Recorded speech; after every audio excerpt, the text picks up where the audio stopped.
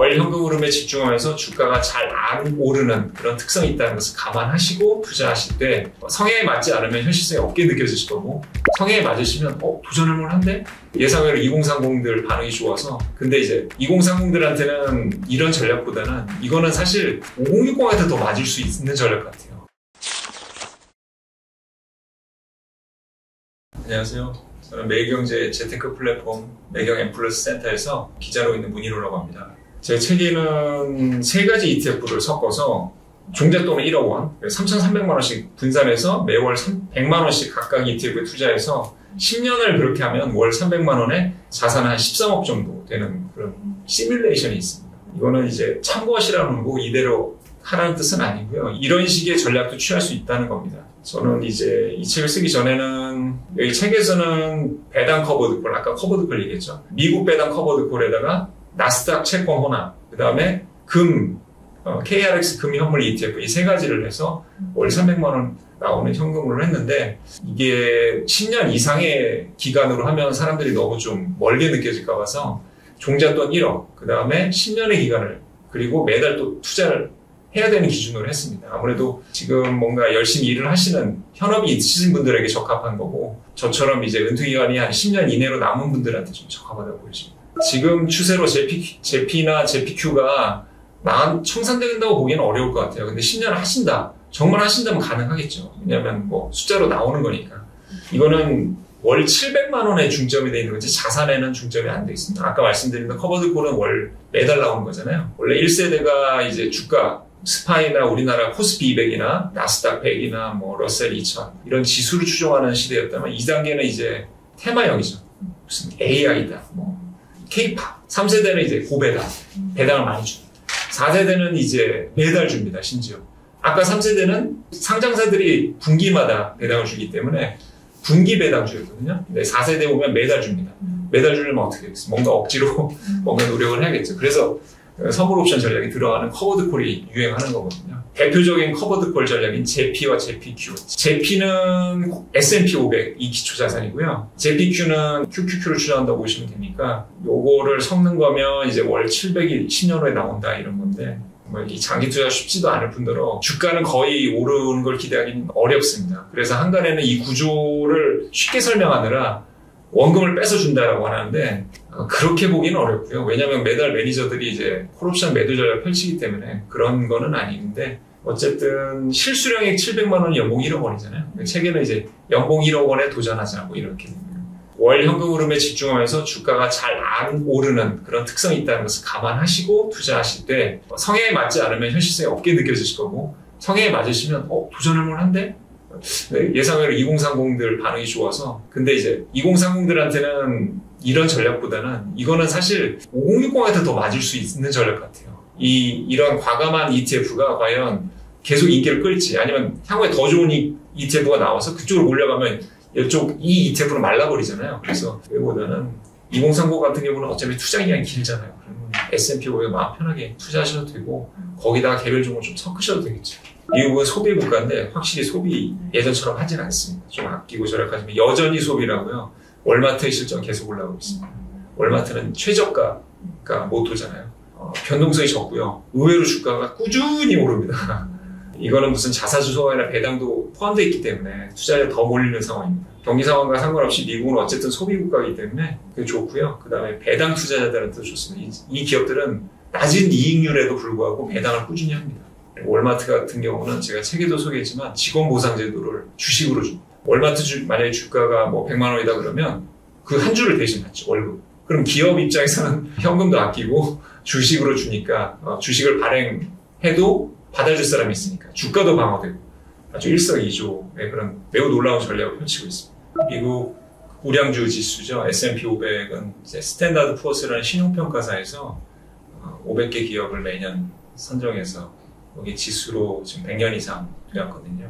미국 지수는 항상 고평가 논란에 시달리면서 지금처럼 우상향해 왔습니다. 그래서 S&P 500을 접근할 때는 뭐 가장 좋은 시기가 지금이라는 말이 있을 정도로, 고평가도 이제 시각에 따라 다른데 지금처럼 돈을 많이 풀고 기업들의 어떤 주식의 상대 가치가 높을 때는 고평가를 피해가는 것 같아요. 지금 통화가치가 너무 하락하다 보니까 예적금에 대한 수익률은 떨어지고 부동산도 요즘 어렵잖아요. 그래서 주식에 대한 기대 가치가 이제 조금 매수세가 몰리면서 고평가 논란이 있는데 투자자들이 몰리고 있기 때문에 당분간 더 갈 수도 있고 뭐 이렇게 상황하는데 지금 100년 평균으로 보면 매년 8에서 10%씩 올랐잖아요. 그래서 최근 3년간 좀 계속해서 오른 건 사실입니다. 그래서 지금 PER이 한 30배 근접해 있는데 역사적 평균에 비해서는 거의 2배 이상 고평가된 상태죠.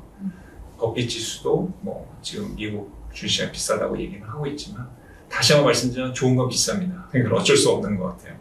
지금 주식시장에서 대부분은 워런 버핏이죠. 워런 버핏은 종목을 고를 때 자기 자본 이익률, ROE 15% 이상 그런 종목들을 주로 담거든요. 이게 수치로 나왔으니까 좀 어렵게 느꼈지만 사실 ROE가 높다는 거는 경영도 잘하고 주주환원도 잘한다는 뜻입니다. 애플은 100%가 넘죠. 이렇게 비상식적으로 ROE가 높은 것은 자사주를 소화하기 때문입니다. 계속 주식수를 줄여나가기 때문에 그 자본 대비해서 성과가 굉장히 높게 나타나는 거죠. 워렌 버핏의 종목들을 보면 다 배당을 주는 주주환원을 하는 기업들이고 요리의 기본은 신선함이잖아요. 요리가 상하면 우리가 먹을 수가 없겠죠.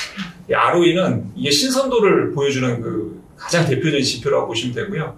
성향에 따라서는 ROE가 15% 이상 이런 기업들은 사실 이미 유명해졌거나 주가 퍼포먼스는 이제 조금 그치고 이제 좀 얌전해진 종목일 가능성이 높습니다. 만약에 수익률을 쫓으시면 ROE를 보기보다는 여러 가지 매출 성장률 같은 걸 보시면 되고 팔란티어 같은 데가 대표적이죠. 엔비디아도 그렇고요.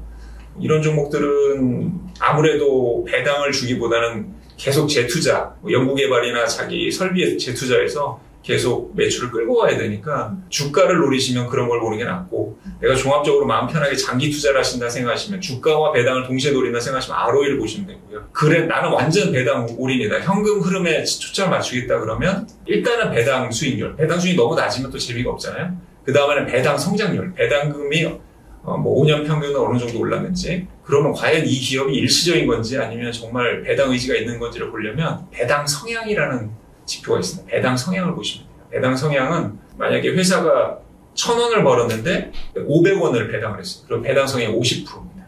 리츠 같은 경우는 법적으로 배당을 무조건 주게 돼 있어요. 90% 이상. 그래서 배당 성향이 90%가 되는 겁니다. 그런 데는 이제 리츠 같은 경우는 성장보다는 이제 현금으로 집중하는 거니까 지표가 여러 가지 있으니까 그렇게 활용하시면 되고 제 책에도 소개가 되어 있으니까 참고하시면 좋을 것 같아요. 지금 많은 분들이 처음에는 주가를 갖다가 이제 배당으로 많이 넘어오고 계세요. 근데 이제 그러다 보니까 아무래도 그런 걸 현혹하는 상품들이 많이 생깁니다. 그래서 10% 이상은 일단은 의심을 한번 해보셔야 돼요. 미국 기준으로 봤을 때 주식이나 ETF나 배당 수익률이 한 3%대가 배당도 꾸준히 주면서 주가도 조금씩 오르는 그게 되는 거고요. 10%가 넘는 것 중에 좀 최근에 주목받는 커버드 콜이 있습니다. 커버드 콜은 사실 인위적으로 매니저들이 콜옵션 매도를 통해서 매달 인컴을 주는 거잖아요. 그건 사람의 노력이 들어갔기 때문에 비용률이 좀 비싸다는 걸 감안하시고 10% 이상인데 커버드 콜이 아닌 거는 의심해 보셔야 되고 간혹 가다가 이제 ETF 이름 가운데 종목이 딱 박힌 게 있어요. 레버리지도 조심하시고 팔란티어, 뭐 테슬라, 고속성장, 배당을 거의 주지 않는 종목에 그런 게 붙거든요. 그리고 각종 파생상품 전략을 추가합니다. 그래서 높게 나오는데 그런 것들은 좀 조심할 필요가 있겠습니다. 커버드 콜을 먼저 이해하셔야겠죠. 제가 방금 말씀드린 대로 커버드 콜은 사람의 노력, 매니저의 노력이 들어가기 때문에 그거에 대한 대가를 우리가 치르는 거죠. 비용률이 높다는 약점이 있습니다. 이 커버드 콜은 이제 한 달 뒤에 이 집을 정해진 가격에 사고 싶으면 사도 돼. 이런 권리를 콜옵션이라고 하거든요. 그 콜옵션을 매도합니다. 그러면 주가가 하락하더라도, 그러니까 집값이 하락하더라도 제가 월세를 챙기잖아요. 그렇지만 집값이 계속해서 내려가면 그 손실을 완벽하게 보전은 못하지만 그래도 일부를 보전하게 됩니다. 만약에 집값이 급등할 때는 어떨까요? 이거 월세로 돌렸을 때 월세를 꼬박꼬박 받는 것보다는 그 집값 계속 오르는 걸 그대로 추종했으면 수익률이 훨씬 높겠죠. 그래서 커버드콜 전략의 결정적 약점은 주가 상승기에 약하다는 겁니다. 내가 10%를 벌 수 있었는데 5%밖에, 아니 1, 2%밖에 못 버는 거예요. 그래서 이거는 명백합니다. 이거는 월 현금 흐름, 현금 흐름이 중요한 투자자들에게 중요한 거지. 아, 내가 뭐 주가 뭐 상승, 햄버거로 노린다. 그런 분들한테는 적합하지 않는 상품이라고 보여지고요. 한간에는 이제 커버드콜이 이제 너무 위험해서 일반 투자하면 안 된다고 그러는데 그건 시각에 따라 다른 것 같아요. 금융상품 시장에서 나오는 것들은 다 의미가 있는 겁니다. 다만 이제 마음 편한 투자자한테는 이게 매우 좀 위험하고 머리 아픈 전략일 수 있겠죠.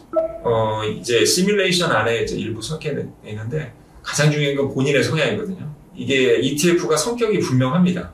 그리고 ETF가 다 공시가 되어 있기 때문에 보시면 종목이 들어가 있고 업종에 어떤 종목이 들어가 있고 이 ETF가 어떤 성향인지 굳이 설명을 찾아보지 않고 플랫폼에 들어가셔서 업종별 비중을 보시면 IT 비중이 높으면 아무래도 성장주 ETF라고 보시면 되고 IT나 헬스케어 코로나 시절에 막 백신 만드는 회사들 10배 주가 10배 올랐잖아요. 그러니까 퍼포먼스는 IT 아니면 헬스케어 그 비중이 높으면 성장주 ETF구나 이렇게 생각하시면 되고 금융이나 뭐 소비재 이런 게 높으면 이거는 좀 배당 주주와는 관련된 ETF 이렇게 보시면 돼요. 그래서 기술주 중심의 이제 QQQ나 뭐 S&P 500 이런 것도 성장 ETF로 보시면 되고 가치 ETF 계열에는 이제 제일 유명한 슈드나 VTV 이런 것들이 있습니다. 공격적 성향이면 당연히 성장주를 한 7대4, 6대4로 좀 조정해도 되고 어쨌든 그 비중을 더 높이면 됩니다. 그러니까 성장주라는 거는 못 바꾸죠. 그냥 주가 올인이니까 원래 현금 흐름보다 나는 이제 주가 퍼포먼스가 더 중요해 그러면 그쪽 비중을 높이시면 되고